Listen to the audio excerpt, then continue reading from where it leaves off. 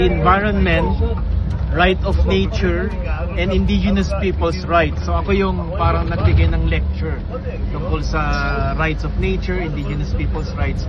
Tapos yun yung magiging topic ng debate nila ng moot court competition. Ang maganda doon is most of these, kasi law students, future lawyers, no? Most of them talaga parang gusto nilang malaman more about environmental issues kasi bihira yung mga environmental lawyers.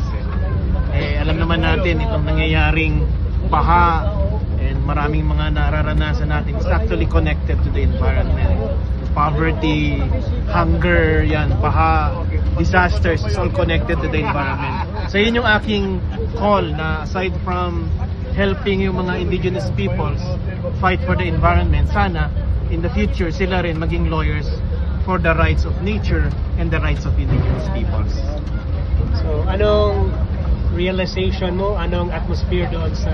Ang galing, ang galing.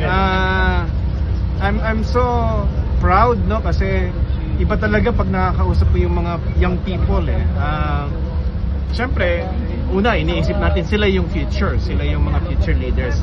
And then when you start talking to them, you realize na actually leaders na sila. Marami silang mga ideas, no, about development, about fighting corruption, about human rights, about democratic values, no, na nalalaman mo lang pagkausap mo sila. So, at least ako, hindi ko na sila tinitignan mga bata, kundi nakikita ko na sila na yung mga leaders natin.